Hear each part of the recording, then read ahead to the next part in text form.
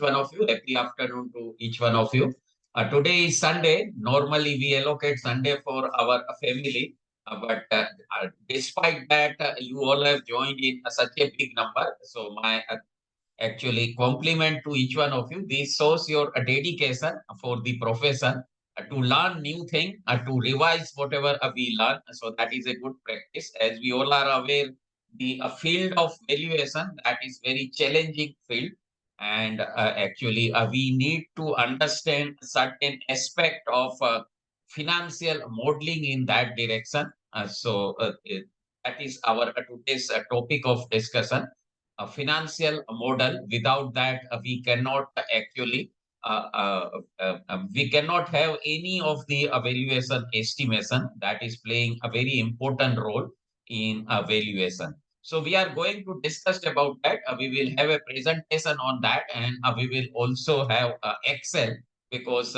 what we need is a practical more rather than having the theoretical and a financial model, particularly when we are doing the valuation going by the DCF, discounted cash flow model, discounted cash flow method under the income approach. So there actually the financial model is of vital importance. So what I will do, I will start with sharing my Excel file, and then we will go to my PPT. In Excel, we will understand right from the techniques of analysis of the historical financial statement, how to make a projection, and once we make a projection, how we can derive the value of entire enterprise, how we can derive the intrinsic value of a equity share. So we will get an idea of that. And as I can see, many you may be from a land and building, plant and machinery, and SFA. So what we are going to cover, that is actually a valuation of equity share. So in that, I will actually explain certain techniques of analysis of the financial statement that will help in other classes valuation also, land and building and plant and machinery. So with that brief background, actually time available with us is very less, just limited to 2 hours. And you all will appreciate that for a financial modeling, much more time is required. There are actually independent professional courses which are actually for a duration of 2 months, 3 months, exclusively in a financial modeling.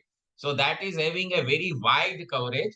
But given that limitation in this limited time, whatever best input I can give, that I will try and give. So with that brief background, let me take you to my Excel file. So I hope my Excel file is visible to each one of you. If you face any issue in visibility of my Excel file, so please inform me anytime. And we all are actually experienced professional. So my sincere request to each one of you, please take this session as a knowledge sharing session, as interactive session. So if you intend to share any knowledge on this particular topic through your experience, you are welcome to do so. At the same time, if you have any question, so you may interrupt me anytime and ask your question. As we all are aware, interactive and knowledge sharing session, these are actually a very means in the mutual interest of all of us, very useful session. So what I have done here, I have taken out the financial statement, historical financial statement of a listed entity. So getting a financial statement of a listed entity, that is not a difficult task. We can get that from the website of respective company, or we can get that from the stock exchanges from where that company is listed, or there are other sources to get this information. So I have actually I have taken this historical financial statement for a period of 6 year, starting with a financial year 17-18, right up to 22-23. So I hope you are not facing any difficulty in viewing my Excel sheet. I am getting messages through a chat box, not clear. So my Excel sheet is visible. May I request one of you to please confirm that? Yeah, it is visible, sir. Yes, yes, visible, sir. So it is visible, I have increased the size also. I hope now you will not find any difficulty in visualizing my Excel sheet. This income statement, balance sheet, and the statement of cash flow. So that I have taken for a listed company for a period of 6 years. And these actually is in the format which is prescribed under the Companies Act provision. So as we all are aware, the companies are incorporated under the provisions of the Companies Act, and therefore they need to comply with it. So these financial statements are presented in the format which is part of Companies Act. But this will not help you to make the analysis. This will not help us to make the projection for the purpose of valuation. And for that, we need to make a further analysis of that. So what I have done here, I have actually made a further analysis, starting with rearranging the financial statement. So as you can see, income statement, I have started with the revenue from operation, then cost of goods sold, gross profit, employee benefit, excise duty, other expenses, other income, and EBITDA. So this EBITDA that you will not find in the income statement, which you will get normally. And this is the matrix which is highly used in the field of valuation in actually the EBITDA margin that will effectively remove the three dissimilarity. So when we are taking EBITDA stands for, as you all are aware, earning before interest, tax, depreciation, and amortization. So when we are taking earnings before interest, so that is removing the disparity in a capital structure. Disparity in capital structure. As we all are aware, the capital structure of any company that will be comprising of debt and equity. So that ratio of debt and equity in the capital structure of any company, that will be a different. And apart from that, the capital structure that is a dynamic in nature. So every year we can have a different ratio of debt and equity in the capital structure. So when we are taking the earning before interest, so that is actually helping us in making the time series analysis. Time series analysis means analysis of the financial results of the same company year after year. And this is also helping us to remove the size difference. So each company will be of different size. The one company may have a capital structure of 100 crore, another company may have capital structure of 1000 crore. So when we are taking the operating income or earning before interest, so that will remove the disparity in the financial leverage which is used by a company. So from that perspective, the earning before interest, very important. Then we have the earnings before tax. So that earning before tax, that will remove the disparity in the effective rate of tax. Disparity in the effective rate of tax. So as we all are aware, the marginal rate of tax, that may be actually a similar for all the company may have the corporate tax rate or corporate income tax or corporate tax at 20 percentage or 15 percentage or 30 percentage, whatever it may be. But the effective rate of tax, that will depend on the tax credit or exemption which are claimed by one individual company, and that will actually vary. The ratio of exemption and tax credit, that will vary each year. So very important when we are taking the earning before tax, so that will remove the disparity in the effective rate of tax. If a company is dealing in multiple country, each country will have different tax rate. For the purpose of valuation, it is very important uh, to make this to arrive at some common ground. So that is the importance of earning before tax. And when we are taking the earnings before depreciation and amortization, so that will remove the disparity in the non-current asset base of each company. So as we all are aware, each company will have a different non-current asset base, the tangible asset or the fixed asset of each company, that will be a different. So to remove that disparity, we take the earning before depreciation and amortization. As we all are aware, depreciation is applicable on the tangible asset, and amortization that is applicable to the intangible asset having a finite life, having a fixed estimated life. So that is actually earning before depreciation and amortization. So that is the reason we have taken this earning before interest, tax, depreciation, and amortization. Then we have the depreciation and amortization expenses, the finance cost or interest cost, the exceptional item, the profit before tax, and tax expenses. And finally, it is net income. So here only what I have done, I have rearranged the components of the income statement. I have not done much more than that. Then what we can do, we can do the vertical common size analysis. Vertical common size analysis. So in a vertical common size analysis, income statement, what we do, revenue from operation that we take as 100%. So that is our benchmark, that is our threshold. And actually, that will help us to make the time series analysis, and that will actually help us to remove the impact of size. So there are two companies dealing in a same industry, same type of product. One a company is having a turnover of say 1,000 crore, another company is having turnover of say 300 crore. So naturally, each component of the income statement that will be different. Now, how to actually make analysis of that, make comparison of those two companies. So in that actually, if we have the vertical common size analysis, that will be helpful. So revenue from operation that is 100%, and all other components of the income statement that is compared with reference to the revenue from operation.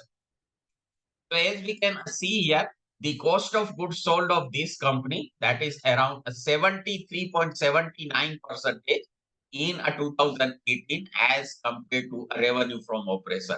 And more or less that is in the range of 75%, bearing 2 years, that is this means 2021 and 2022. So we all are aware these 2 years were impacted by the COVID 2019. We had the nationwide lockdown, and in that, as we all are aware, whatever are the financial results of a company, these are not normal result. That is not reflecting the level of normal operational activity. So that is actually a very important when we are making the analysis of the historical financial statement. The normalization of the earnings, or a normalization of the financial statement. That is the first task. So under a normalization, what we do, we remove the impact of non-recurring items. We remove the impact of exceptional item. We remove the impact of abnormal items. So that is actually the challenge, to find out which are the items which are non-recurrent in nature, which are the exceptional item, and adjust the balance sheet and the income statement accordingly. So that is actually in this case also, this is for academic purpose. But if we get the information, relevant information from the client or the company concerned, we can normalize that. And once we do that, more or less, as you can see, the cost of goods sold that is in the range of 75% of the revenue from operation. So that will be very good input for our making a projection. Then gross profit, once the income is normalized, that will be around 25%. employee benefit cost. So as we can see, in absolute terms, that is going up year after year. So in 2018, the employee benefit that was around 139 crore, and that has gone up to around 195 crore. But in a percentage terms, if you see, that is going down. So from a 2.19 percentage in 2018, that has reduced to around a 1.13 percentage. So that will actually highlight the clear impact. And there can be many reasons behind this reduction in a percentage term. One possible reason is, as we all are aware, all companies are now getting automated. So most of their operational activity, most of their support services like finance and HR, that is getting automated. And because of that, there is less need of manpower. That may be one reason. Another reason, the increase in employee benefit cost that is not commensurate with the increase in revenue. So that may be the second reason. We can prepare a checklist based on these finding, and we can discuss that with the concerned official. So that is actually a 2 point means from 2.19 that has reduced to 1.13. Then excise duty on sale. So this company is dealing in petroleum product, therefore old tax regime is still applicable to this company. As we all are aware, five petroleum products are kept out of the ambit of the goods and service tax, the GST, and therefore we have the excise duty. And excise duty, we need to have a clear analysis of that, the excise register, starting with the appropriate rate of indirect tax levy, then what is the gross tax liability, what are the tax credit claimed by the company, what are the exemption claimed by the company, what is the net tax liability, and what is the payment. Based on that, we need to make a detailed analysis. That will depend more or less on the prevailing rate of excise duty. Other expenses and other income. So we need to go each component wise and make a detailed analysis of that. Then we have the EBITDA, depreciation and amortization. So as we can see, every year absolute terms that is increased. So 271 crore in 2018, that has gone up to around 428 crore. But when we come to percentage, so in percentage term, that is reducing from 4.29 percentage, that is going down to a 2.47 percentage. So again, this will highlight the level of automation which is taken place in this company, that is reducing the employee benefit, and that is actually because degree of automation that will reduce the need for further machinery also. So that we can cross check from the non-current asset base of this company from the balance sheet. So like that, each and every figure, we can draw certain inferences, and we can have a detailed analysis of that. Finance cost, so that is reducing. As we can see in absolute terms also, from 196 crore, that has gone down to 40 crore. And in a percentage terms also, 3.09 percentage, that has reduced to 0.23 percentage. Actually, the two, three conclusion we can make. Number one, this company is profitable, and this company is not taking a borrowing, external borrowing. Instead of that, the company is relying on their internally generated resources, and the company is not making a use of financial leverage. As we all are aware, optimal use of financial leverage or optimal ratio of debt and equity in the capital structure, that will reduce the overall cost of capital of the company. So why the management of this company is not doing so, based on these findings, we can highlight before the management, and we can find out the exact reason behind that. So that is about the financial cost. Exceptional item, we need to analyze each and every item because that is exceptional in nature.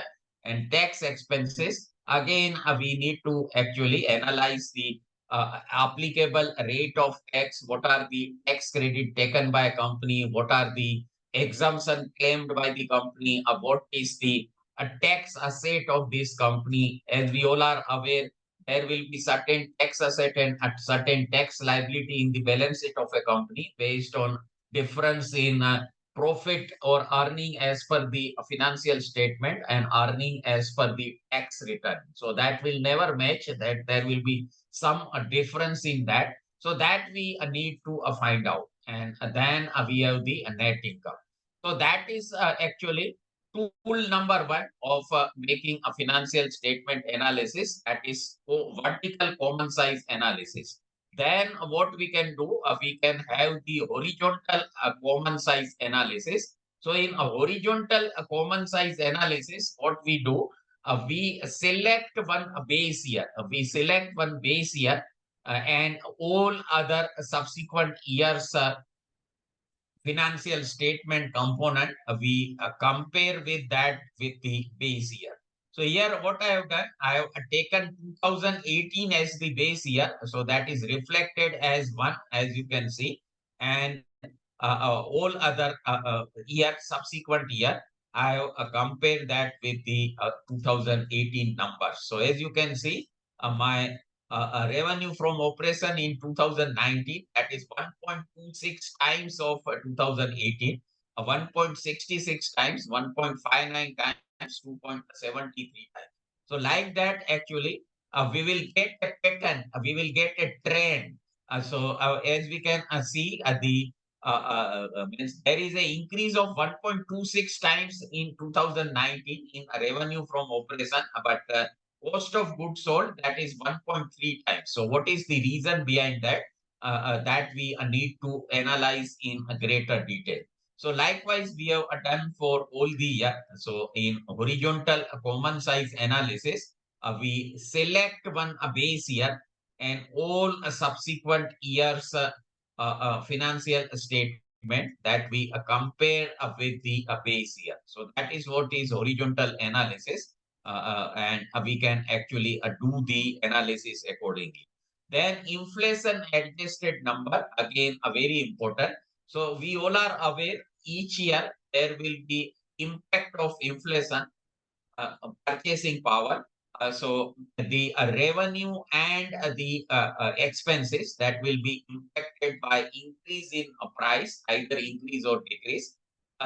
We can adjust to have actually a common ground. We can adjust the numbers with inflation.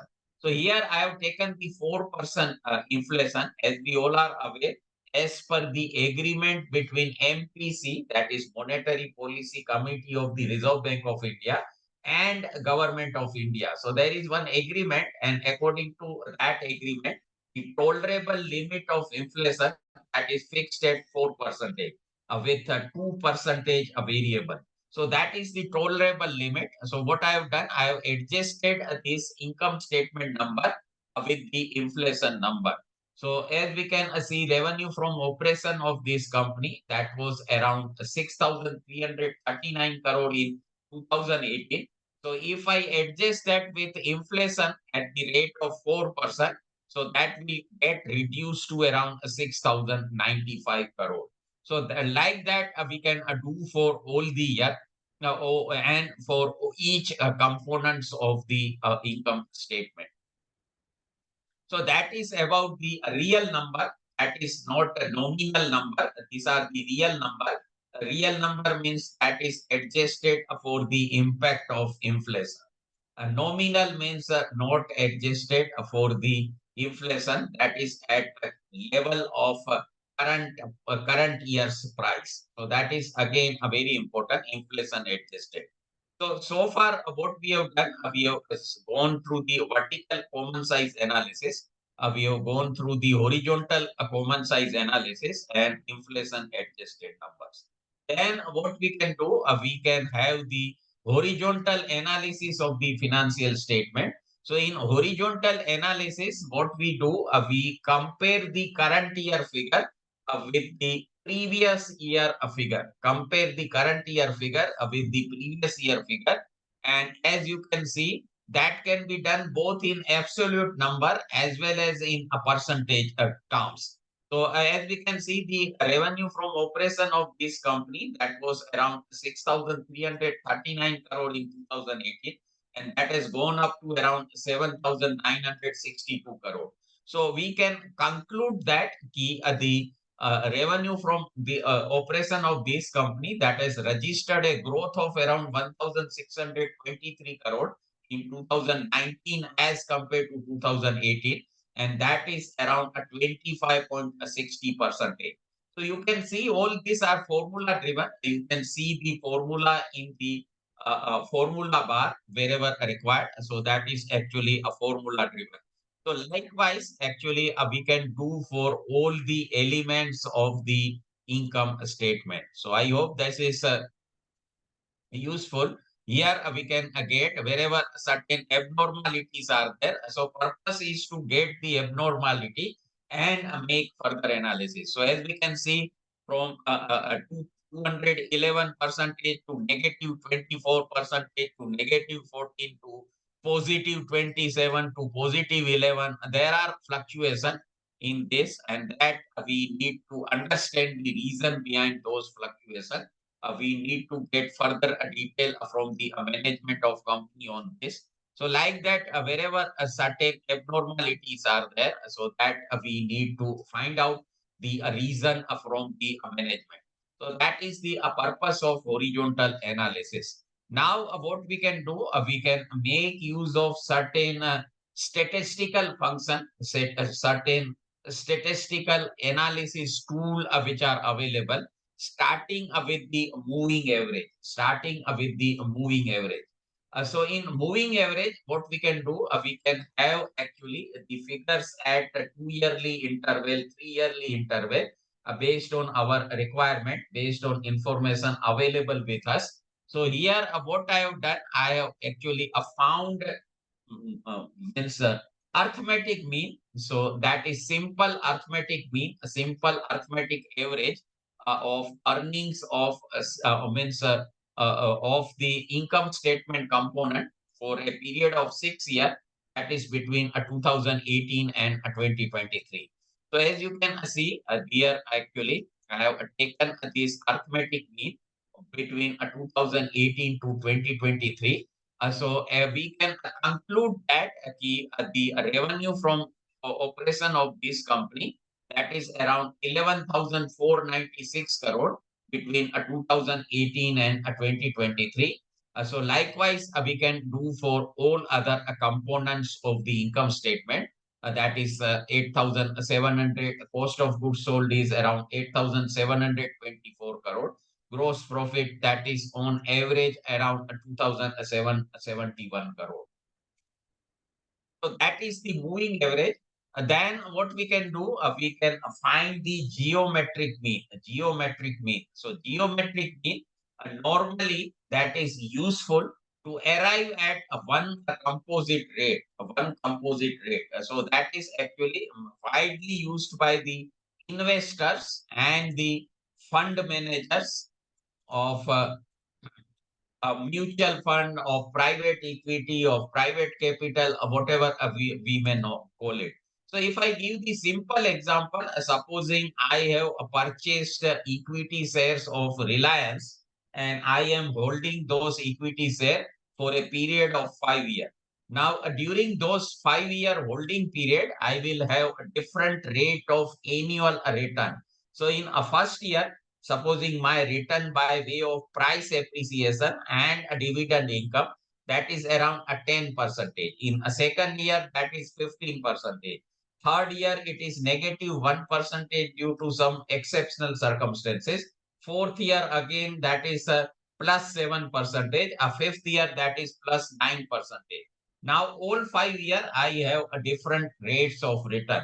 But I need one, actually, as an investor, I need to ascertain a composite rate of return for my entire holding period of 5 years.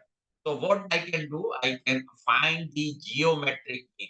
So that is useful, and we can make use of a geometric mean in a financial statement analysis also.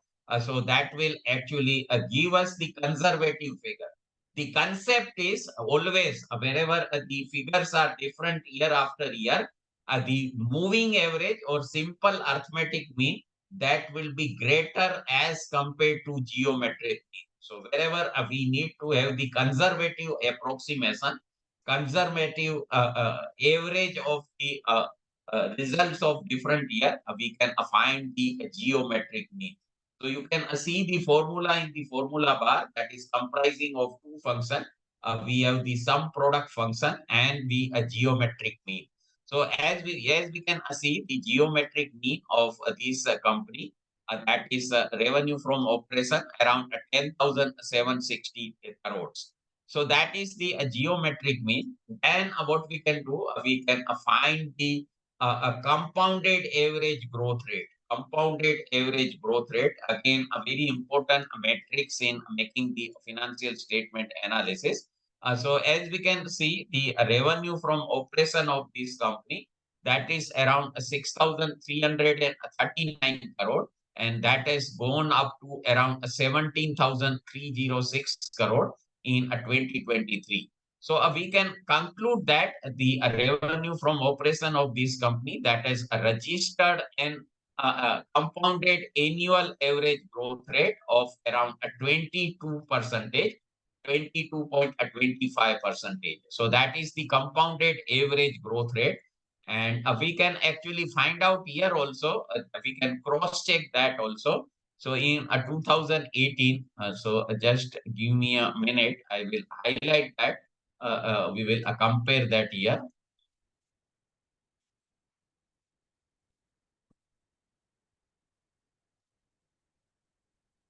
So I will take this 2018 a figure here, and that is actually 2018, that was 63339.35 crore, and that has gone up to 22.25 percentage in next year. So that I will select that percentage, and this percentage will remain constant. So I will log that value, and then what we can do, we can drag this till end. So as it is evident. So in 2023, that is 17,306.16, and that is what is reflected here. So we can very well say compounded average growth rate of this company, that is around 22.25 percentage. Likewise, we can do any of the element. So supposing I am doing that for the employee benefit cost. So what I will do, I will adjust this, and I will take the employee benefit cost for a first year, and then I will adjust this, the rate of compounded annual growth rate, that is around 7 percentage year. And once I have this, so I will actually adjust that. So as it is around 195 crore, and the same figure is reflected in last year, that is 195.58 crore. So that is actually the usefulness of a compounded average growth rate.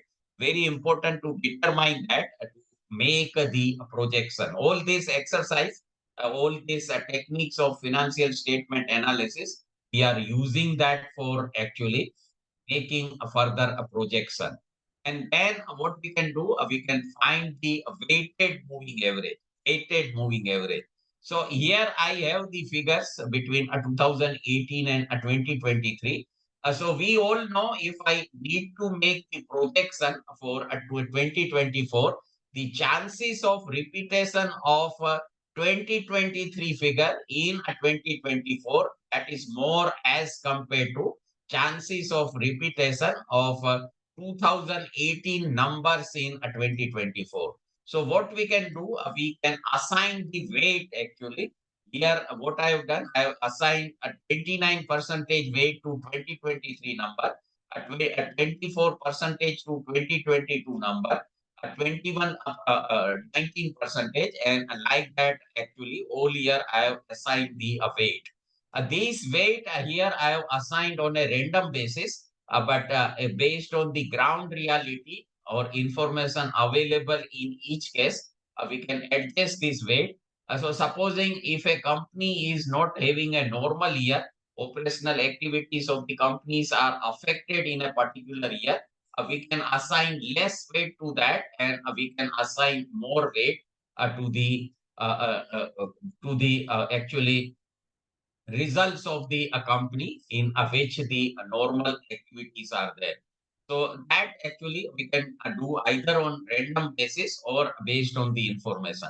And once we have assigned this, we can actually find the weighted moving average. As you can see, the formula in the formula bar, and that actually is nothing. All these are formula driven, so very convenient.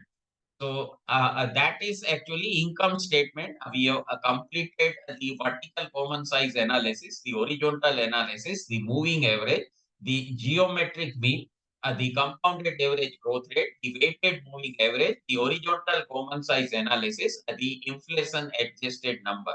Same way we can do for the balance sheet. So in a balance sheet common size, the asset side, that is 100 percentage, that is our threshold, and all other current assets and non-current asset we can compare with the total asset. On balance sheet side, equity, and so total equity and liability, that is our threshold, and all other element we can compare with that. So I hope that is clear. And now what we can do, we can go to data visualization. So as we all are aware, the representation of the information by way of various chart and graph, that is always useful. And in Excel, we can actually have this type of chart very conveniently once we have data in this manner. So what I will do, I will actually have a 2 3 chart. We will prepare 2 3 chart. So supposing I need to have information about the non-current asset, total non-current asset, current asset, and a total asset of this company for a period of 6 years. So what I will do, I will select this period, and then I will select this total non-current asset, and then I will select this total current asset, and then I will select this total asset of this company. So once I select this, what I need to do, I need to go to the insert tab, and there we have this tab of recommended charts. So once I go there, recommended charts, so that will have all types of chart, starting with the column chart, line chart, pie chart, bar chart, area chart, the stock chart, the radar chart, tree map. So various charts are there, waterfall, funnel chart. So various types of charts are there, and depending upon a requirement, we can actually select one of them. So supposing I am selecting this particular chart, and I am actually what we can do, we can take this chart to the data visualization sheet, and I will paste here. And once I paste here, so I will change the title of this chart. So that is my the non-current asset, non-current asset, current asset, and the total asset.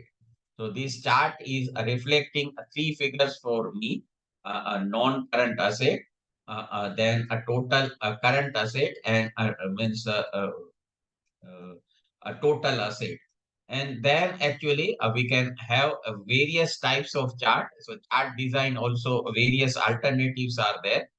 We can select any one of these alternative. So depending upon our requirement, we can select any one of these alternative. So for 2021, this is my total non-current asset. This is my current asset, and this is my total asset. Total asset of current and non-current. So that supposing I am going for this chart, so that will be reflected here. We have a variety of design. Any one of us we can choose. That is one. And if I this is from the balance sheet, and if I need to have one chart from the income statement, supposing a revenue from operation versus the EBITDA margin versus the profit before tax versus the non net income. All this information I need to highlight by way of a chart. So again, what I will do, I will select this year, and then I will select the revenue from operation followed by the EBITDA margin, followed by the net income. So this will be reflected revenue from operation, EBITDA margin, and net income. Again, I need to go to insert recommended chart, and then we can select any one of them. Supposing I am selecting this, and I will again take this to the data visualization tab, and that is actually my chart. So that is my actually revenue from operation versus EBITDA versus net income. And again, I can make changes to this chart based on my requirement. So I can make this, I can have this, I can have this, any of the chart I can have with the number that will be reflected. So I hope this is a very clear, the data visualization tab. Then I am not aware of how many of you are making use of the forecast function which is available in the Excel. That is for the purpose of making a projection. That actually I will highlight how to make use of that. So what I have done here, I have taken this quarterly means quarterly revenue from operation of this particular company, starting with 30th June 2015, right up to 31st of March 2022. So on a quarterly basis. Now this actually analysis we can do as complicated as possible based on the information or ground reality of each case. We can have the quarterly number, we can have the monthly number, we can have the annual number, we can have the commodity wise or goods wise number wherever a company is dealing in multiple commodity. We can have the region-wise number where a company is dealing in multiple region or multiple country, whatever that can be. So that is actually the means depending upon the information available at a particular time. So here I have taken this historical number. As you can see, historical and projected are reflected in a different color coding. Now, what way I will do, I will select this number. I will select this number, and then what we can do, we can go to the data tab in the Excel, and in a data tab, we have the function called a forecast sheet. So here, if I am clicking this forecast sheet, that will give me this a beautiful graph and the projection. So what I can do, I can adjust this option. So here, as you can see, the forecast is starting from 31st of March 2022, ending at 31st of March 2023. But I need forecast for a period of 5 years. So what I will do, I will adjust this period right up to 31st of March 2027. That is for a period of 5 years. So let me adjust this date. So I have now adjusted that to 31st of March 2027. Then what we can do is confidence interval. Confidence interval. So as we all are aware, the financial statement, actually a degree of accuracy, particularly in a private company, that is always a matter of speculation. So what we can do, we can adjust this confidence interval for that, and for other abnormalities. Every year there will be certain abnormalities, there will be certain exceptional situation, and in that for that reason, the numbers either of revenue or expenses of a company that will not show the linear trend. So wherever there is not a linear trend, we can adjust that through actually confidence interval. So what we can do here, I will adjust this confidence interval by default in Excel, that is kept at 95%. But I actually adjusting this confidence level to 74%. and a seasonality aspect. So based on this historical number, by default, Excel will detect the automatically. But we can always make adjustment in this wherever we have the information about seasonality of a business. So based on the actual information, based on the ground reality of each, adjust that number. So here actually I will not make any adjustment and I will require Excel to detect that.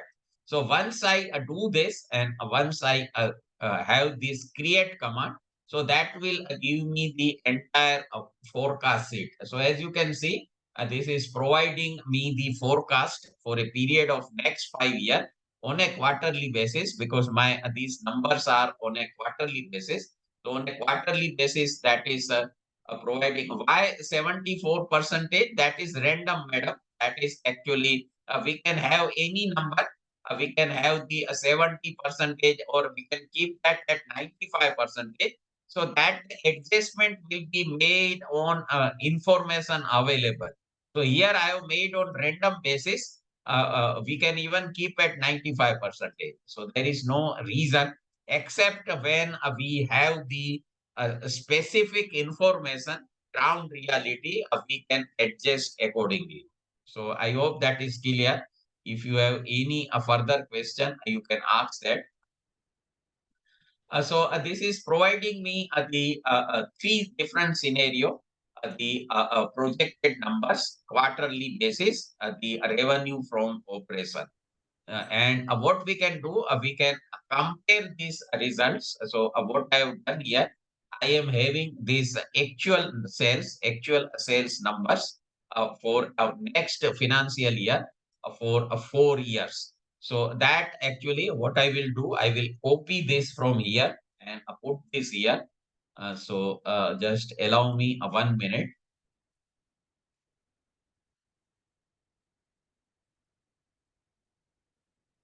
Please again explain the confidence level.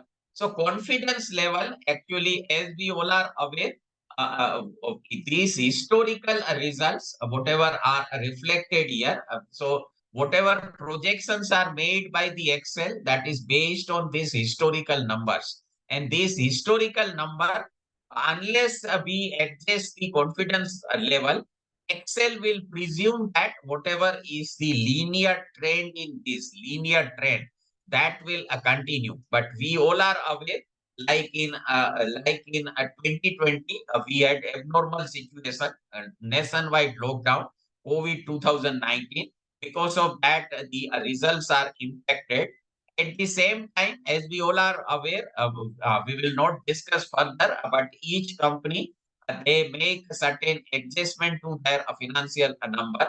Degree of those adjustment that will be different in each company. Private company that may be more, public company that may be less, but no company will be there. Apart from that, there can be other reason, and that is the reason for which we make the confidence interval. By default, that will be taken at 95%. But users have been given a liberty to adjust that based on the information. So even if we do not make any adjustment, by default, Excel will presume this historical number have a confidence level of 95%. So we have further reduced that to 74%. But again, I am repeating, that is on a random basis. We can have actually confidence level of 70 percentage or 80 percentage or 85%. That will depend on the actual information. These we are doing for the academic purpose, for knowledge sharing purpose. So on random basis, I have taken 74%. So I hope that is clear. If you have any further query, questions are welcome. Any Sir, further? what I wanted to know is, can the confidence level be different for different years? 1 year 70, another year 80, 90. Is it possible? Possible means, see, projections we are making for a consolidated historical period, sir. So every year, if you take, then actually you may not have, Excel may not detect the linear trend in this, sir. So every year, supposing you are choosing a period of just 4 quarters, so that may not highlight actually, that may not give you the correct projection. So No, the no, no. idea is, yeah, Sir, I am not getting my question. See, I am using a historical figure of 6 years and okay, making a projection for the next 4 years. okay. But my confidence level for next 4 years are different. First year is 90%. Second year maybe But 95. here only consolidated case is only feasible. So if I again take you through this, so I will select this period. So entire period I am selecting here, and I am going to this data tab. Data tab, I am going this forecast sheet. So you will find in option only one option is available. So 95% that is consolidated for the entire historical period, sir. Achha, okay. Okay. Fine. Thank you. The option is not available to make year wise or period wise adjustment, sir. Okay, sir. Okay. Thank you. What I have done here, I have taken this actually actual sales for 22-23, and then what we will do, we will add this number, and so that is my actual results. And now from this, sorry, not here, we will go to this shape. So I was adjusting this, and we will make total of this.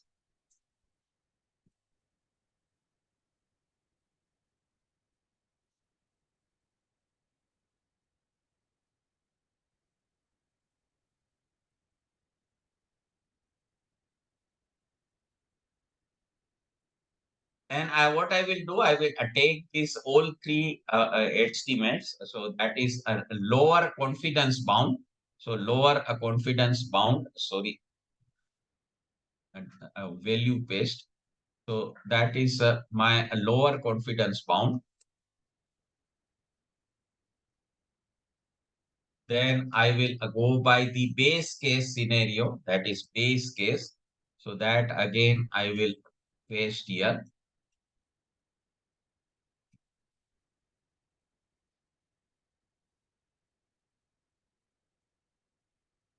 And this is my uppercase 4 quarter.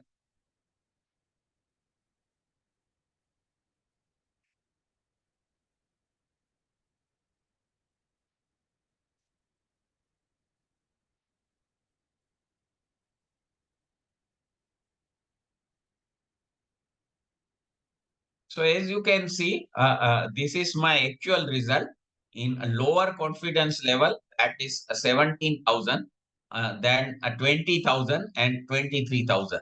So my actual result is between these three numbers. So this actually, going by our experience, we can have a different types of means our projection that will be in these three number, between these three number. So that is actually making use of a forecast sheet function. Apart from this, as we all are aware, under a data tab, we have this what if analysis, scenario analysis, goal seek, data table. Data table is used for a sensitivity analysis. So that is very useful. And in a forecast, there are a certain forecast function which is available. So that also we can make use of that. So a forecast linear, that actually, if you see that, so forecast linear function that will calculate or predict a future value along a linear trend by using the existing value. So if the linear trend is maintained in the historical number, what will be the projected number? So we will actually try to find that. So forecast linear, and that will give me the prompt. So X is the period for which I need the forecast. Then a non-Y is my actual figure, actual revenue on a quarterly basis, and that followed by the historical period. So that is between June 15 and 2022 March. So once I have this, so that will give me the linear function, and then I can carry it forward, linear trend that will be reflected. So apart from that, there are many other function, a forecast function. So we have the forecast ETS. So that will return forecasted value for a specified future target date using exponential smoothing method. Then we have this forecast ETS config. So that will return a confidence interval for the future number. So all this function based on our need, we may make use of that. Moving average. So in a data analysis step, there are various tools which are available. This is moving average, then correlation, covariance, exponential smoothing, random number generation, regression analysis. So all these are the tools available, and we can make use of those tools based on our requirement. So I hope this is actually useful. And now what we will do, we will go to the ratio analysis in financial statement analysis. One of the important techniques, that is a ratio analysis. So in a ratio analysis, we can have a plenty of ratio. What I have reflected here, that is just for illustrative purpose, representative, not exhaustive. Apart from this, there can be many other financial ratio which we can compute. And once we have a data in this manner, we can actually compute a number of financial ratio. So what I have highlighted here, the liquidity ratio, comprising of current ratio, quick ratio, and case ratio. Then capital structure ratio. So that is my debt to equity ratio. I hope this is visible. I will actually expand this. Debt to equity, liquidity ratio. So current ratio, quick ratio, and case ratio. Capital structure ratio. So debt to equity ratio, debt ratio. A coverage ratio. So we can have the interest coverage ratio. Then a profitability ratio. So gross profit ratio, operating profit ratio, net profit ratio. Then expense ratio. So we can have the operating expense ratio, cost of goods sold ratio, and a depreciation and amortization.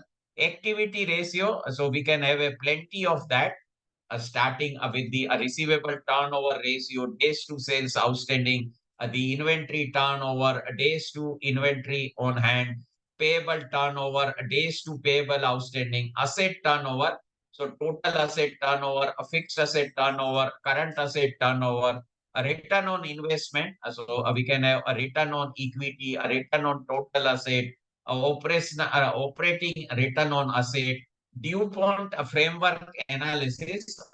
This DuPont framework analysis, what that will do, that will break down the return of equity in different stages. So here we have made use of 3 stages DuPont framework analysis, but we can have 4 stages also.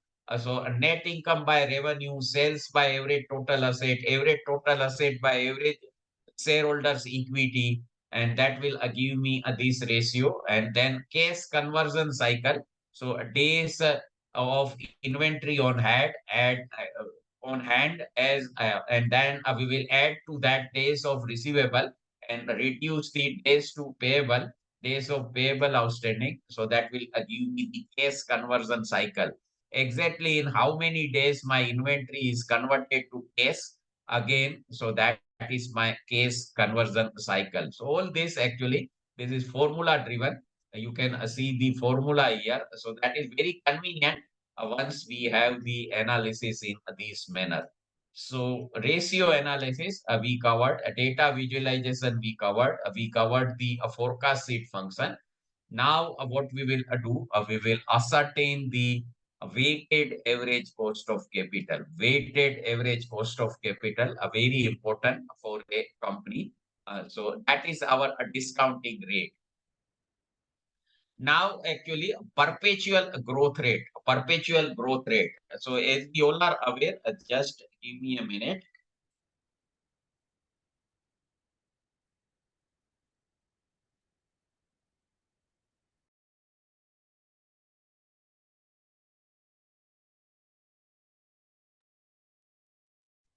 So as we all are aware, the DCF, discounted cash flow method, that is whenever we are making estimation going by the income approach or the discounted cash flow method, so that we have that is divided into two parts. We have the explicit period and we have the terminal value beyond the explicit period. So normally the explicit period that is kept at 5 years, because beyond a period of 5 years, it is not possible, it is not feasible to make the reliable estimation. So in that reference, we are actually limiting our explicit period for a 5-year term, and then we estimate the terminal value. Now, during this explicit period, the growth rate that can actually be fluctuating a growth rate. As we all are aware, during initial year of a company, the growth rate may be very high, maybe 30%, 40%, 50%, but ultimately the perpetual growth rate, because we are actually whenever we are estimating the enterprise value or the equity value, that is for a perpetual period, that is for an indefinite period. So in perpetually, each company, the growth rate will be adjusted to the growth rate of economy. So means supposing company is not making further expansion and operating at its present level, so ultimately what will happen? The growth rate will be adjusted to the growth rate of economy under which that company is operating. So for an Indian company, the perpetual growth rate that cannot be more than the growth rate at which GDP of India is progressing. So that is the actually accepted metrics. That guidance is also provided in the valuation standard, international valuation standard. So here, what I have done, I have taken this GDP growth rate of India for a period of around 11 years, starting with 2012 to 2022, from the website of World Bank. So very important to make use of the information which is available through the reliable sources. So you may visit the website of World Bank and you will get the reliable figure of GDP of any country, including India. So if these figures will highlight that this average GDP growth rate in India, that is around 5.7 percentage. So that is the rate that actually our terminal growth rate that cannot be more than the 5.7 percentage. So that is actually about the terminal growth rate. Now, actually, cost of equity. So cost of equity, as we all are aware, there are multiple methods through which we can arrive at the cost of equity. And one of the method, that is a capital asset pricing model. Capital asset pricing model. So this CAPM model that is used widely across the world, whether that is USA or whether that is European country or whether any other country. Mainly that is capital asset pricing model. Apart from that, we can have the build-up method. Build-up method. So build-up method will start with the bank rate, and then we can make certain assumption. So that will give us the build-up rate. And then we have the dividend discount model, or the means golden growth model, golden growth rate model. So we can arrive at the cost of equity through golden growth rate model also by taking the dividend numbers.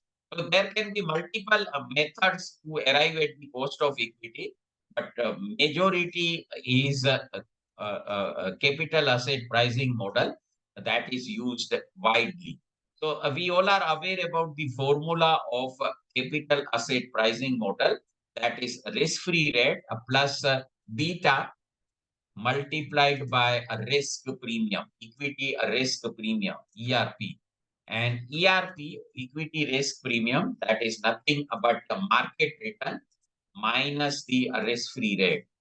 So that is our equity risk premium. Now we all are aware when any investor, whether our personal investor or any other business investment, that will suffer mainly through two types of risk. We have the systematic risk, and then we have the unsystematic risk. So systematic risk, that is related to macroeconomic factor, and that is not a company specific. That is not company specific. There is a recession in the economy, interest rates are high, inflation level are high. So that will affect all the companies who are operating in the business. That will not affect a single company. That adverse impact will be felt by all the company. So measure of that, how to measure the systematic risk. So measure of a systematic risk, as we all are aware, that is a beta. That is a beta. And unsystematic risk, that is a company specific. That is a company specific. So that is actually affected to that a particular company also. So if the management of the company that is not having the required experience, required skills, if the morale of the employees of the company that is not high, if the suppliers of the company those are not reliable, if the customer of the company they are not loyal to the company, if location of the company is not good, all these factors will actually affect a particular company, that will not affect all the company. So that is unsystematic risk. And a measure of unsystematic risk, as we all are aware, that is alpha. Measure of unsystematic risk, so that is alpha. So we need to adjust the cost of capital to a beta and alpha. Very important, because ultimately the final evaluation estimation that will depend upon the selection of appropriate rate of discount. Very important, beta and alpha. So here we are making use of beta. Risk-free rate. So a risk-free rate is generally the GSEC rate, government security rate. As we all are aware, government security that come with the sovereign guarantee, and the government whenever they take the debt, number one, the governments across the world, they are the biggest borrower from the debt market, and whenever they take a debt, actually a repayment of that will be made through the tax revenue or through printing of currency note. As we all are aware, we have fiat currency now. The various government, they are not needed to maintain any precious reserve at the time of printing of notes, currency note. So they are actually freely in a position to print the note. So by and large, there will chances of default on a government debt or a GSEC, that is a very remote, or we can say it is negligible or a nil. So therefore, that is considered as the risk-free rate. And as we all are aware, in India, traditionally the banks and financial institutions, they were the investor in the government security, whether that government security is dated Sir, good bond or evening. the treasury bills. So traditionally, only banks and financial institutions they were investing. But now, actually, as we all are aware, effective from last year, even the retail investor like you and me, we can also make investment in government security. And for that, what we need to do, we need to open an account with the Reserve Bank of India, with the Reserve Bank of India. Sir, So that is can you show the GSEC rate which you are taking practically, like by opening the website and all particular, so that will be more practical. okay, Sanket ji. I will do Good that. evening, sir. Good evening. How are you? Yeah, sir, I am good, sir. Nice to Uh, hear you after a long period of time. yes. So definitely I will show that also. So just allow me 1 minute, Sanket ji. So what I am highlighting actually, the sources of this risk-free rate. So actually, traditionally it was a government and the banks and financial institution. They were the investor in government security. But effective from last year, the retail investor like you and me, we can also make investment in a government security. And for that, we need to open a retail direct account with the Reserve Bank of India. So retail direct account with the Reserve Bank of India. That is an online process, very convenient process. Sitting at our home, we can do that. And once we have that account, we will get the auction notice. In through email. So as we all are aware, government security these are issued through the auction. So every week, actually, practically every week, government borrow money, either that is central government or the state government, and RBI, that is the bankers of central government and various state government. We will get the auction notice through RBI, and the interest rate on a present interest rate on a treasury bills, that is around 7%. Treasury bills are issued for 91 days, 182 days, and 364 days. So around 7% interest.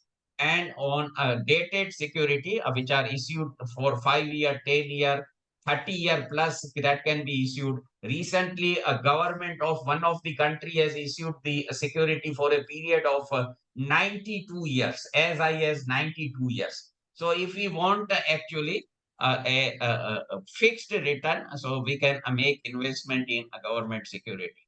Now about the sources of getting this information. So number one, if you have an account with the Reserve Bank of India, regular basis, you will get the auction result. That is number one source. Number two, you need to visit the website of Reserve Bank of India. Number three, you need to visit the website of Clearing a Corporation of India. Clearing a Corporation of Can India. you show that? Can you show that? I will go just And one one minute. more thing is that ki, like, can we also take the Kisan Vikas Patra rate, because those are also of 10 years. Means Kisan Vikas Patra rate is actually static in nature. That is not dynamic actually. No, but So risk-free rate is like that. Now we assume the RF. For example, if I am an investor and I want to, invest in something, so if I have to make a decision, so if I have to go for risk-free investment, so I will go for the KVP, because if I take about say 10 years, so I will take off KVP, Kisan Vikas Patra.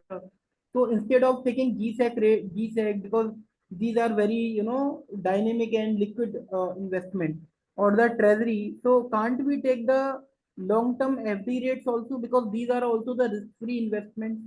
As an investor, I'm talking about.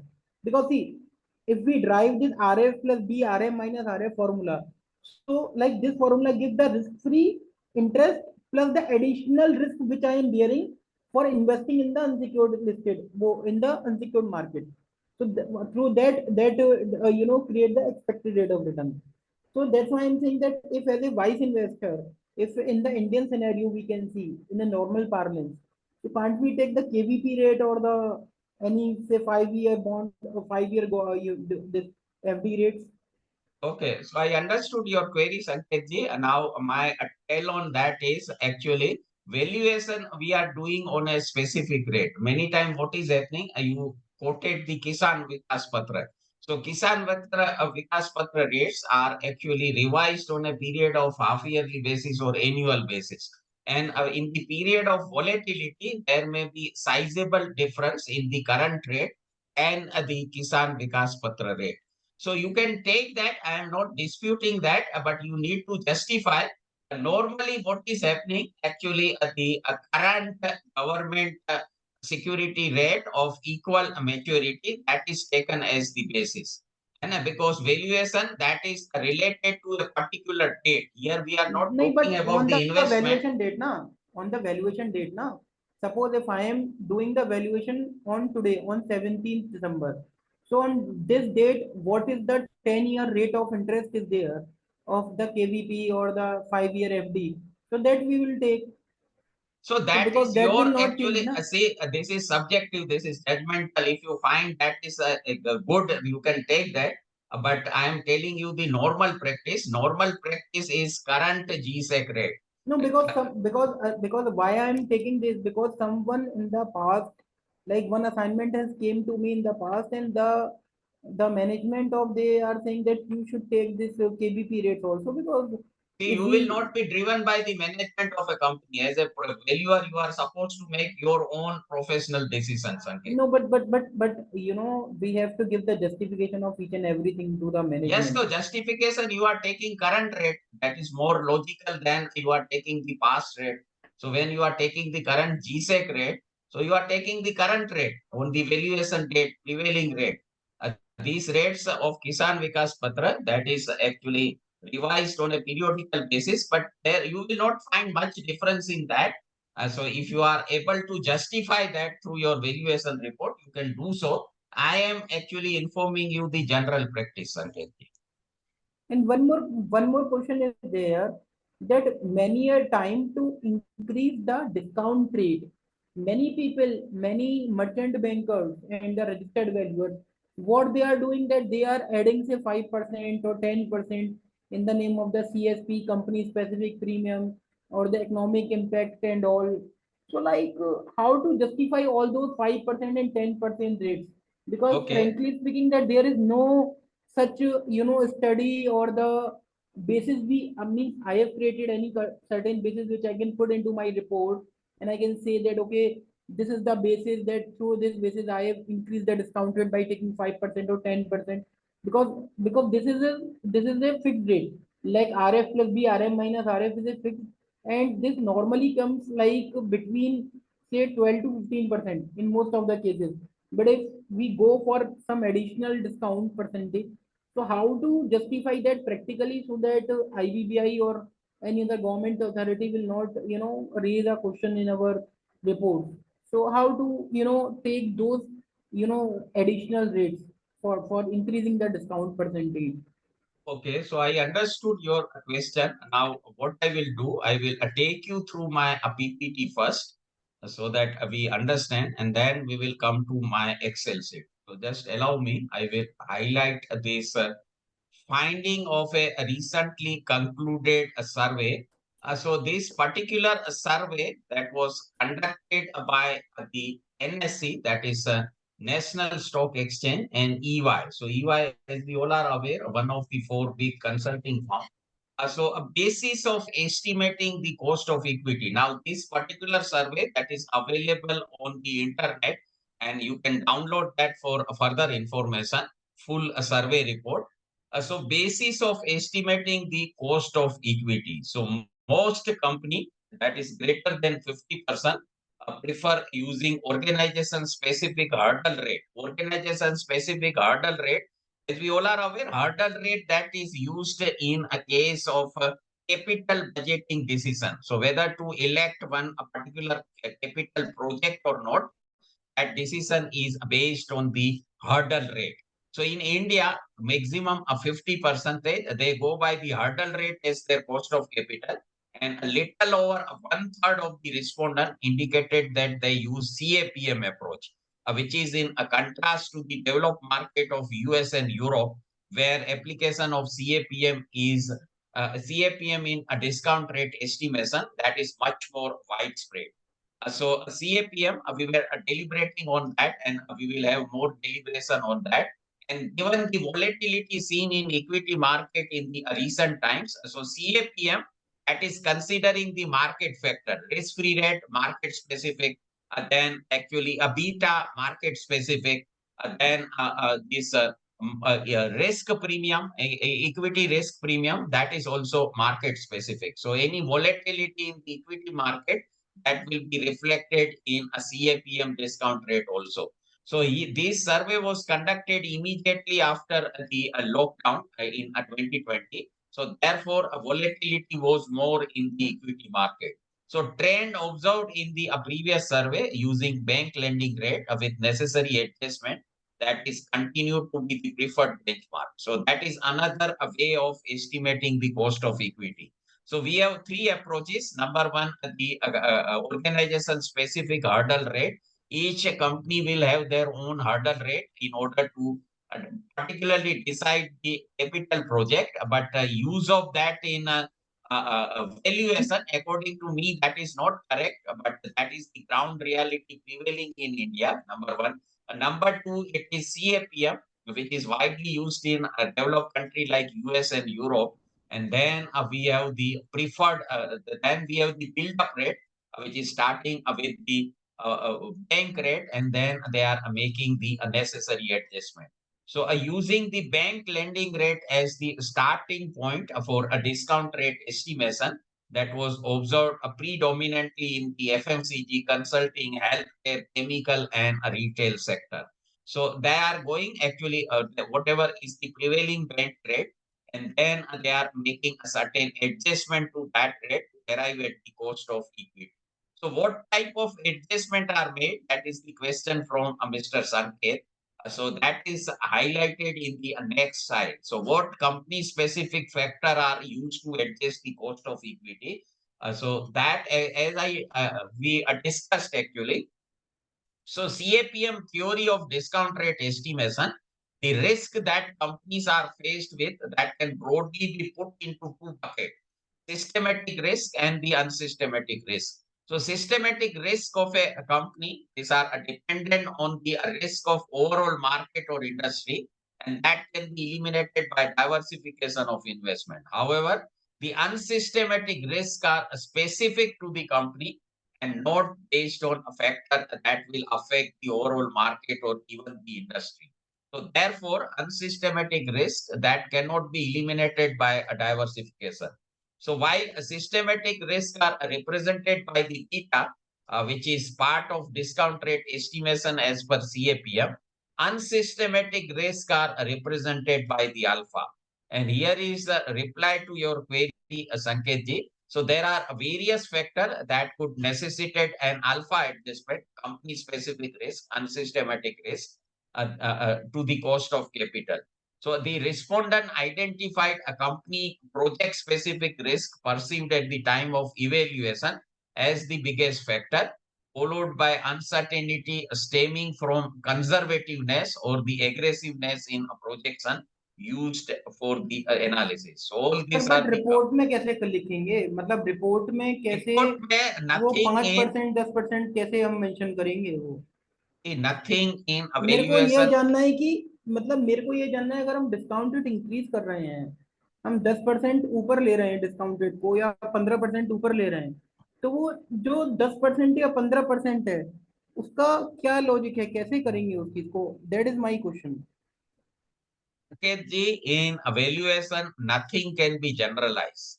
The adjustment, if I say ki 5% you adjust for this factor, probably I will be wrong. So you need to have a detailed analysis of the document, of the ground reality, and based on that, you are supposed to make your own judgment. That is number one. Number two, this is one type of cost of capital survey that I have highlighted. But apart from that, if you actually search on internet, you will come across many India-specific survey report which are conducted by the renowned firm.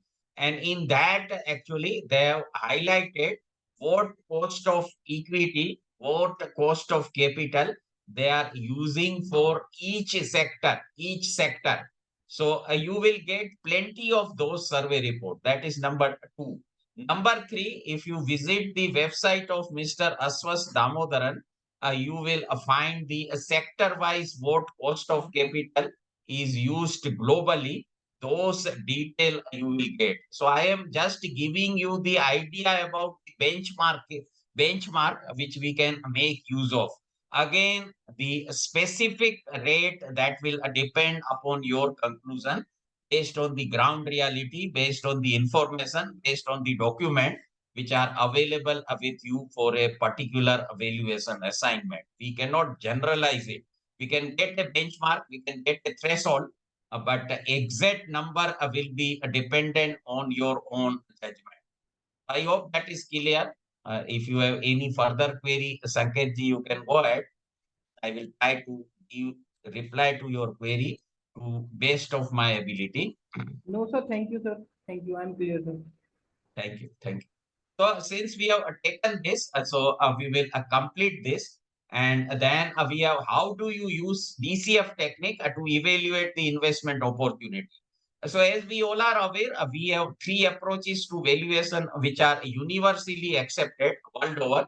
That is market approach or a relative approach, and income approach or the absolute approach, and we have the cost approach or the asset approach. So these are these three approaches, as we all are aware, these are based on the fundamental economic theory which we learned during our school age.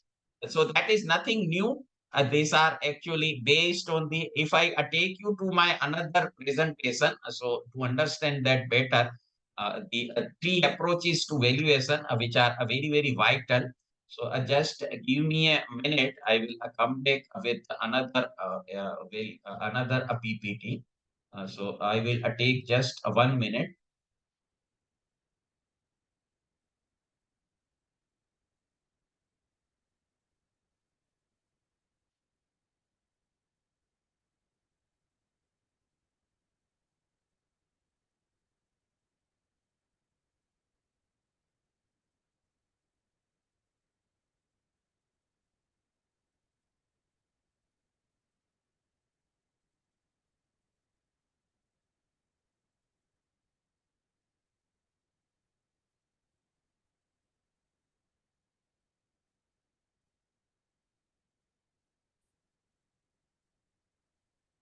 So we all learn about these three economic principle of price equilibrium, anticipation of benefit, and a substitution. So whether we do for valuation for land and building, for plant and machinery, for SFA, whether we do for borrowing purpose, whether we do for merger and acquisition, whether for financial reporting, ultimately we make use of three approaches to valuation. And these three approaches to valuation, these are a fundamental economic theory which we learned during our college day, our school day, or in our professional education. So, what is the economic principle of price equilibrium, anticipation of benefit, or a substitution? So, that will highlight that different valuation method which are rooted in a fundamental economic principle. So, a price equilibrium, the theory of price equilibrium, that refers to the idea that the price of an asset or a good that is determined by the forces of supply and demand in the market, and valuation method that are based on this principle, like the market that will aim to estimate fair market value of an asset based on how similar assets are priced in the market. Anticipation of benefit, so that will refer to the idea that asset is valuable because it can generate the future cash flow or benefit. So what is asset? A meaning of asset, that is, assets are nothing but resources for generation of future economic benefit. That is the definition of that. So the we will actually estimate the value of an asset based on its capacity to generate the revenue. So that is what is our income approach, is anticipation of benefit. So effectively, what we are doing in income approach, we are just anticipating the benefit. So valuation method that are based on this principle, like the DCF, that will make an attempt to estimate the present value of asset future cash flow, considering the time value of money and a risk associated with those cash flow. So this time value of money and a risk associated, that we build in the rate of discount, the appropriate rate of discount which we determine, that will be consisting of two factor. Number one, time value of money, and number two, a risk which is associated with accrual of those case inflow and case outflow. So that is our anticipation of benefit, and a theory of substitution. So that refers to idea that asset is worth no more than cost of obtaining a substitute asset. So that is our cost approach. that will provide the same benefit. So valuation method that are based on this principle, cost approach, that will make an attempt to estimate the value of an asset by determining the cost of replacing or reproducing the asset. So that is, these are the three approaches, nothing new: market, income, and cost approach. And these are based on the fundamental economic theory of price equilibrium, anticipation of benefit, and a theory of substitution. So again, if I take you to my previous PPT, so what I was highlighting here is that we have the three approaches, but again, going by the recently concluded survey, finding of a recently concluded another survey. Market approach that is used in 80 to 85% as primary method of valuation, because ultimately what the price is prevailing in the market, the rate at which the transaction is concluded in the recent past, that will always have an upper hand as compared to whatever actually we are deriving value based on a certain assumption. So that is what is highlighted here.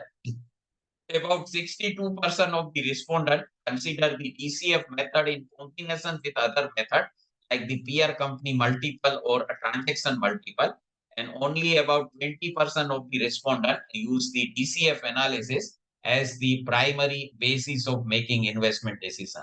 So these proportions are in line with trend observed in a 2017 survey, and that will reiterate that combination of forward-looking scientific approaches. So actually, as we all are aware, when we are doing a valuation going by the market approach, so we are considering the historical pricing data, the price of recently concluded transaction. So that is historical in nature, and we are not considering any future prospect. So if market condition is not good, and in that we are taking as basis of our estimation, probably that will not give actually correct estimation. So a DCF is a forward looking. We are making a projection related to future, and that is more scientific in nature. So that many valuer are making use of combination of forward looking scientific approach like DCF along with empirical or the historical and relative market-based approaches that seem to work best with a finance professional. So that is about use of DCF technique. Forecast period, I explained that. So 5-year forecast period that is considered. So if since time is less, we will run through this. So preference for a 5-year forecast period by the majority of the respondent indicate that typically consider this to be the period for which a reliable estimate can be prepared with a reasonable basis. So as I informed you, DCF, discounted cash flow, that is divided into two parts: explicit period and the terminal value. So what should be the period of explicit? So that is highlighted as a 5-year. If you refer to guidance provided in IFRS 13 or in Ind AS 113, you will find that for actually DCF, they have recommended a 5-year explicit period, because beyond that, no valuer can make the reliable estimation. So that is about the forecast period. Terminal value, so as we all are aware, in a DCF, around 70 to 80%, and perhaps more than that, that is actually through the terminal value. So terminal value, that is very important component of entire estimation when we are going by the DCF. So terminal value, that is estimate of potential value that can be generated by a company or project once it operates at stable levels perpetually. So in most company, the terminal or perpetuity value that accounts for a large part of overall company value. And of the two widely adopted approaches to estimating the terminal value, more survey respondents use the Gordon growth perpetuity model than the exit multiple method. So exit multiple method, that is dependent on the market approach. So when you are making use of exit multiple, so that will be market determined multiples. And effectively, what you are doing when you are using exit multiple, in estimating the terminal value, you are making use of two approaches, income and market approach. And a majority of your valuation, that is terminal value. So actually we need to balance that whenever we are making use of exit multiple. So either a golden growth perpetuity model or the exit multiple method, these two are used in ascertainment of the terminal value. And one more is left. So that is terminal growth rate that I highlighted.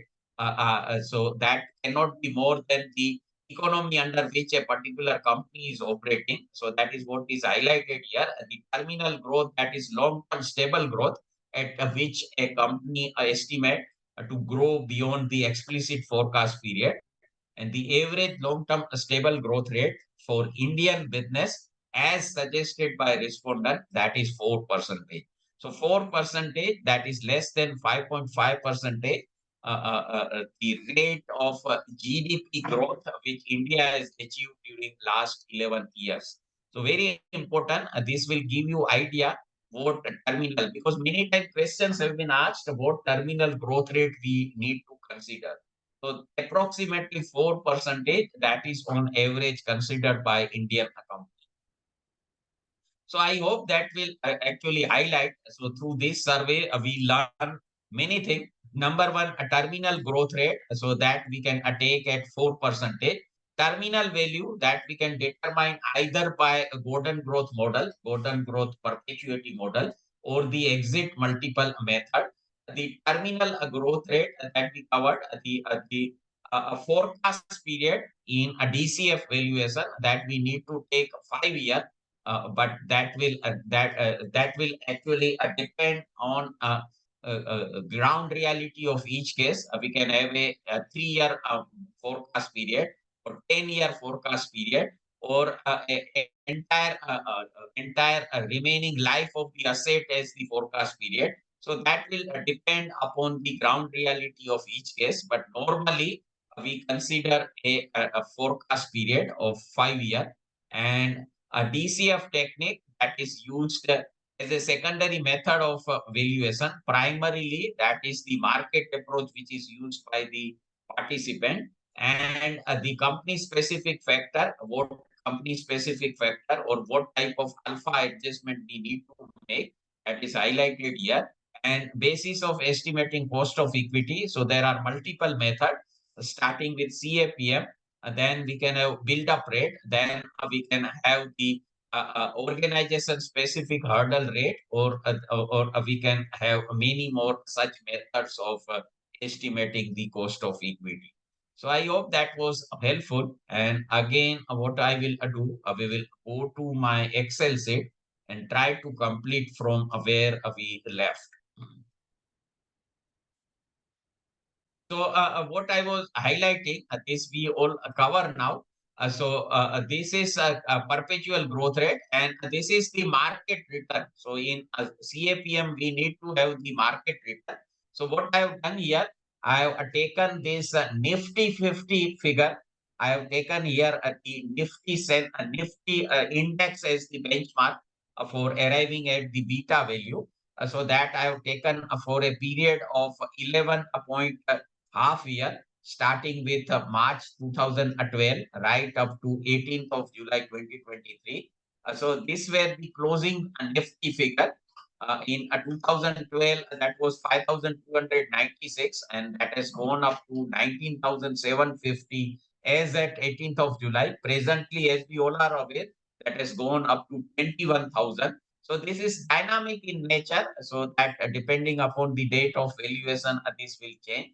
And we can say on a Nifty, the average market return, that is around a 12.35%, a compounded average growth rate. So once we have this, what I have done to ascertain the beta, what I have done, I have taken this Gujarat case closing prices, for a period of 5 years. So as you can see, this is available easily on the various sources, including the website of NSC. So I have taken for a period of 5 years, as you can see, that is starting from 2018. So that is starting from 19th of July 2018 right up to to 2023. And what I have done, I have taken this Nifty 50 figure again for a period of 5 years. And then I have computed the daily return, daily return. So as we all are aware, we can have the discrete return and we can have the continuous return, discrete return and continuous return. So a discrete return, that is at a specific interval, like annual return, half yearly return, quarterly return, daily return. But continuous return, that is actually without any specified period. So equity share prices, that is dynamic in nature, as we all are aware, when share market is functioning. So in that, actually prices of the listed security, that will undergo change practically after every minute or so. So in that, we need to ascertain the continuously compounded return. So that continuously compounded return in Excel, we can get that through the ln function, a log normal function, ln function. So that actually I can, if I highlight, so log normal, that will return the natural logarithm of a number. So natural logarithm of a number, that is nothing but the compounded return on a particular security. So that is our return. And then a beta. So a beta is nothing but slope function. Slope function in Excel, SLOPE. So here I have selected these two range, the Gujarat gas and the Nifty 50. Gujarat gas and Nifty 50. So this we can do for a period of yearly basis, but for a better understanding, I have taken a period of 5 years to estimate the beta value. Now, a beta, or the systematic risk of this company, that is limited to 0.05. So as we all are aware, the market risk or a market beta, that is always considered as 1. So with reference to the market risk or a volatility in the index of selected benchmark. So here I have selected the Nifty. So volatility in a Nifty 50 index. That is how much volatility is there in price of Gujarat gas. So that is highlighted through beta. So that is 0.05. So that is less than 1. So less than 1, I will actually highlight that the volatility in price of Gujarat gas, that is less as compared to overall market. So that is the interpretation we can make. If this value is more than 1, so we can conclude that volatility in a price of a particular security, that is more as compared to overall market. So that is actually the conclusion we can make based on this, interpretation we can make based on this. And as we all are aware, the question will come, how to arrive at beta value of a private company. So private company, I have highlighted 3-4 methods of estimating the cost of equity. That is number one. And wherever actually we are able to correlate a private company with the public company, so we can actually estimate the beta of that private company based on the public company. So that is actually the means beta estimation. And once we have this, so we can actually risk-free rate and equity market risk premium, and we can arrive at the cost of equity. So I hope this is clear. And now we will quickly go to financial model, which I would like to highlight. So just give me a minute. I will come up with another file. I will take just 1 minute.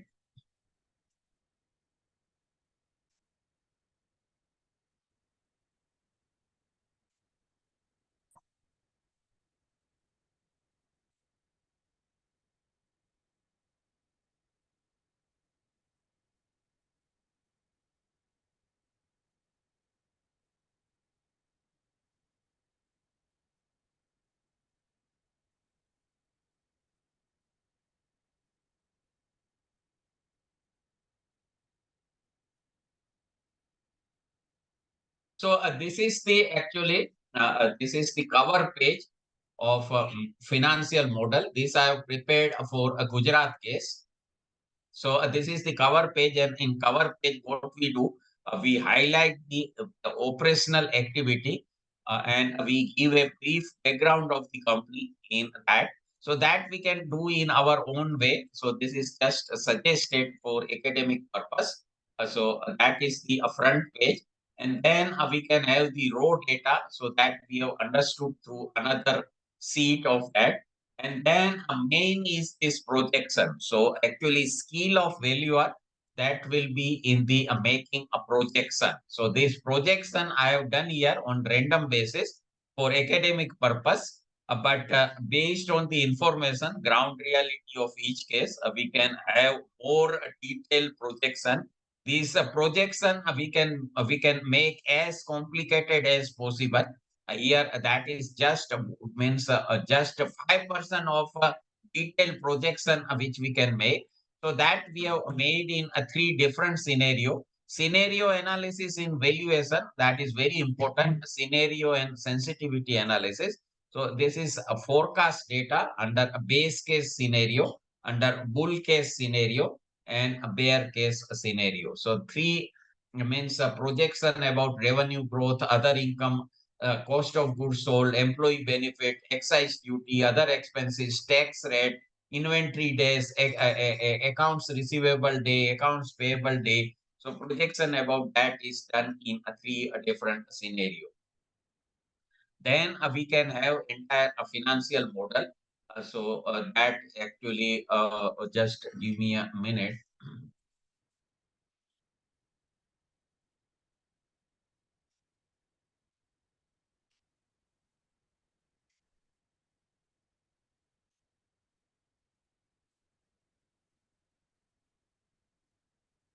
So here actually this is base case, and this actually we can get at a glance. So if I change this to bull case, all this projection will be changed.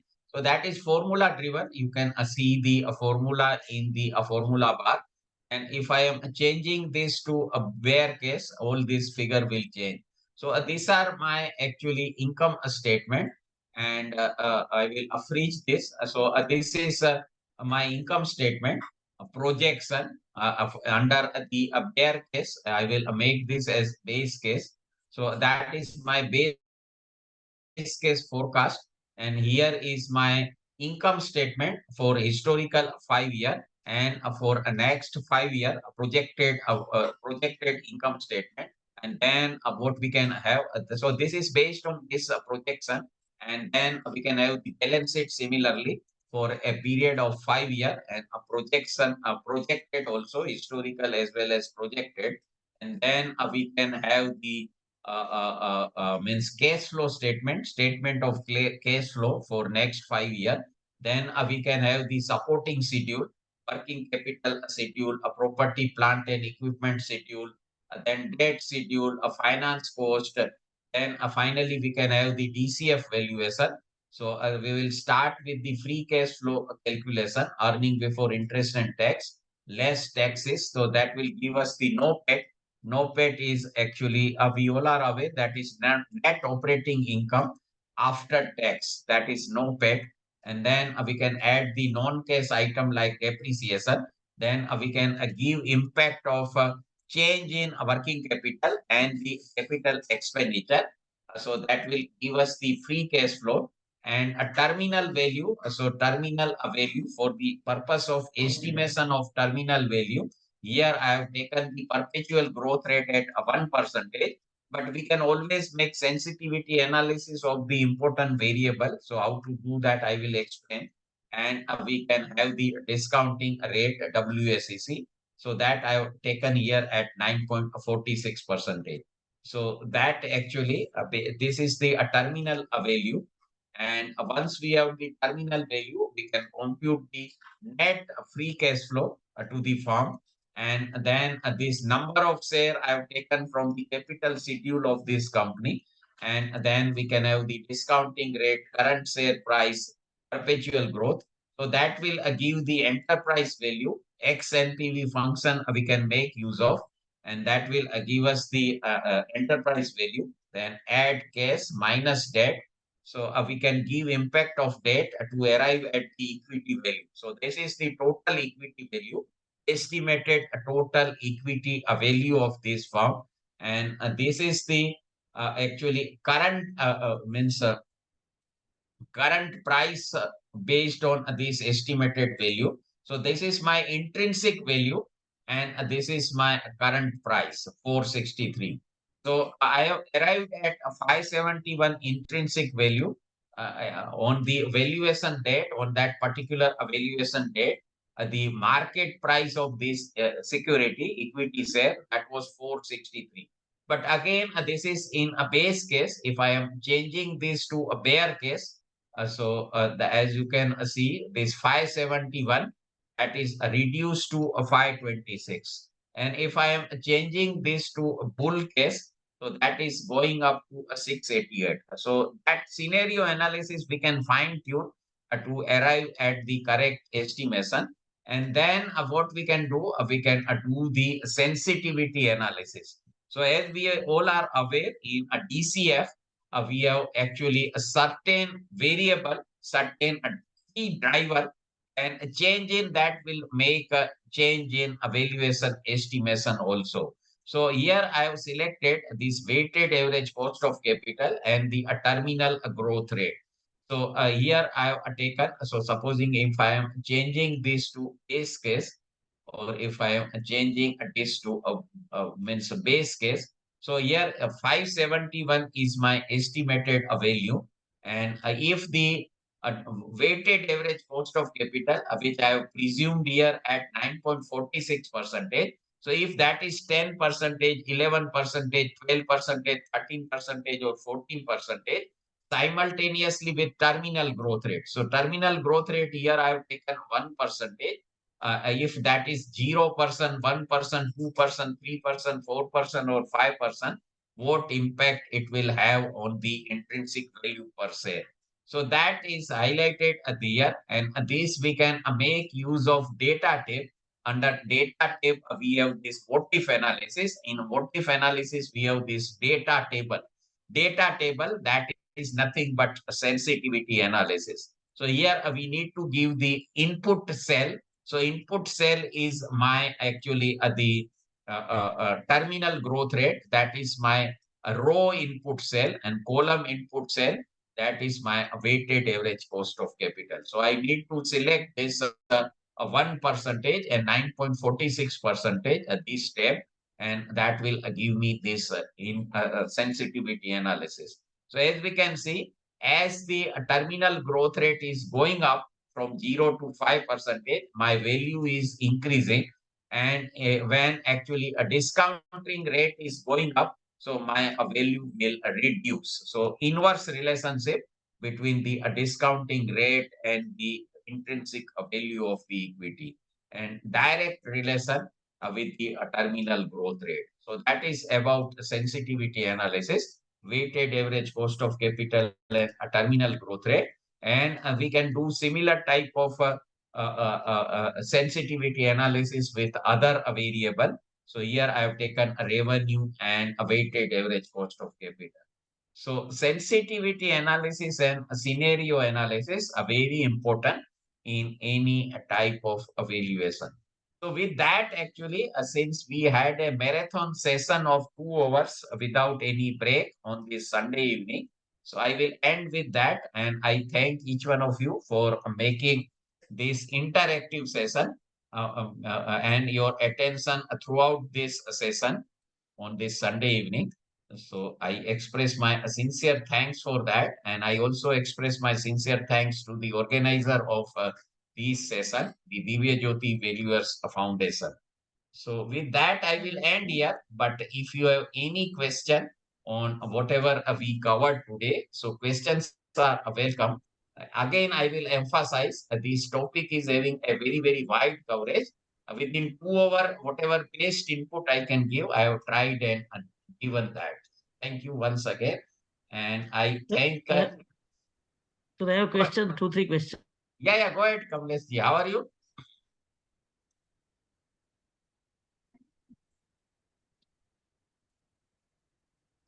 Kamlesh bhai, are you there?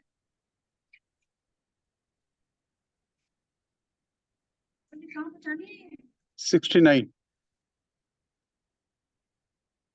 बीच में आके उठा लेना बेटा. I thank each one of you for your messages through chat box. I am really thankful to each one of you. It seems Kamlesh bhai have lost the connectivity. He is not there, it seems, in the middle of asking his question. So if he will join, we can give reply to his query. But if you have any query, you can go ahead. Any questions?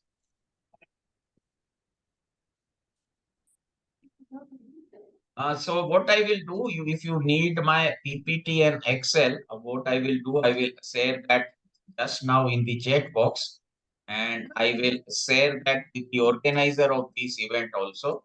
So just give me a minute, and I will try to share here itself so that you can download based on your requirement.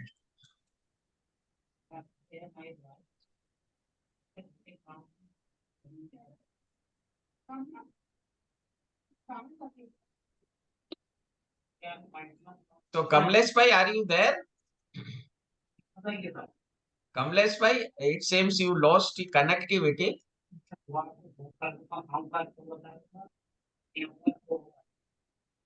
So I think, sir, Actually, Kamlesh bhai was having one question. Kamlesh bhai, you have any question? Go ahead, Kamlesh bhai. Yes, sir. I have 2, 3 questions I want to ask. Yeah, One, go. one is the perpetual growth rate, that is India's growth rate, 5 to 6%. Does it Yes. include the inflation rate? Because practically I see the increase in property rate and all that, that doesn't follow this pattern. When you add some inflation, then it will little bit nearby. So inflation is included in the growth rate or not? So we actually, there are two numbers, GDP, real and nominal. So normally we go by the real number, not the nominal. Real number means inflation adjusted number. So that is more actually realistic in nature because we are removing the impact of inflation. And number two, as I highlighted in that survey, normally the terminal growth rate is taken for 4%. So that is for a valuation of equity, valuation of a business enterprise. Valuation of land and building, that will depend actually upon the rental value. So there you are determining, there you are taking standard of value as the market rent. So market rent consideration are different and as compared to a valuation of equity or a business. So that GDP I highlighted for a business valuation, for equity valuation. Standard of value, you will get guidance on that from IBS 104. And since you are from land and building, so you know the importance of foundation structure in a building. So same way, the foundation for a valuation estimation is the standard of value which you will use. So each standard will have a different consideration, Kamlesh bhai. Sir, I'm also plant and machinery valuer. In machinery, say in the DCF method, because machinery have a short life, I generally adopt a salvage value as a terminal value. Is it correct? So actually, that will again depend upon case-to-case basis, Kamlesh bhai, because machinery, if that is a high-value machinery, okay, an estimated life of that machine is say 25 years. So if you are adding the salvage value, effectively you are arriving at that salvage value at the end of its estimated life of 25 years, or the economic life which you are estimating for the purpose of valuation.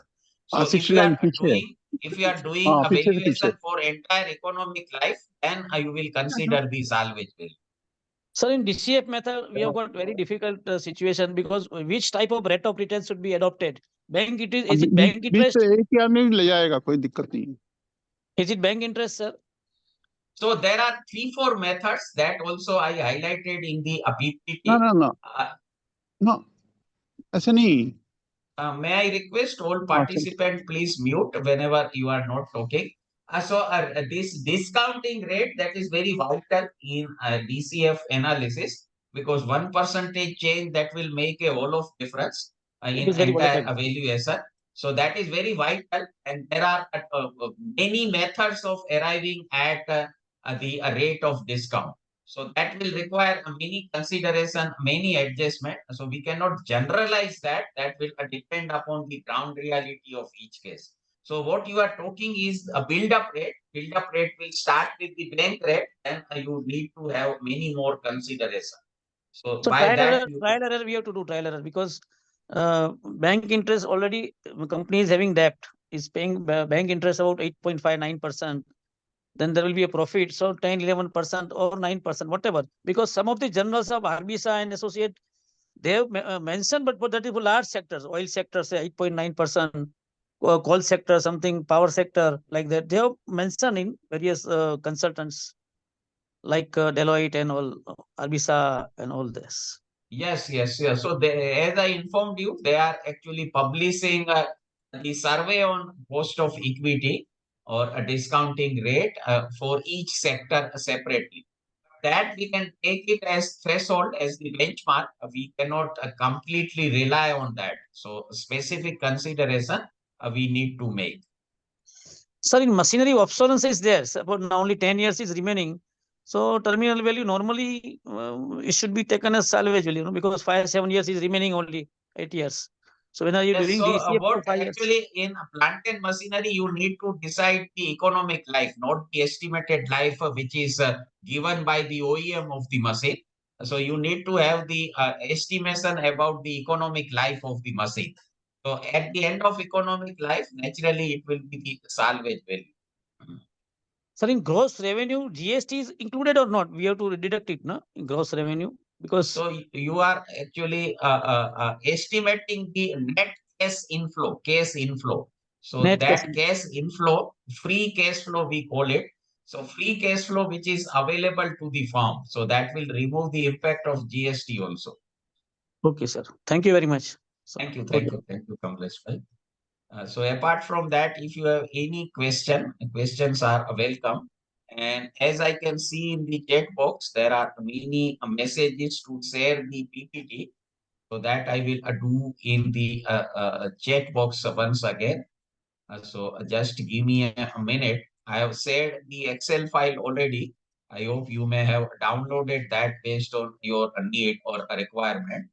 And now what I have done, I have uploaded my PPT as well. So that also you can download as per your requirement. So if any questions are there from other participants, we can take that. Otherwise, we will end the session.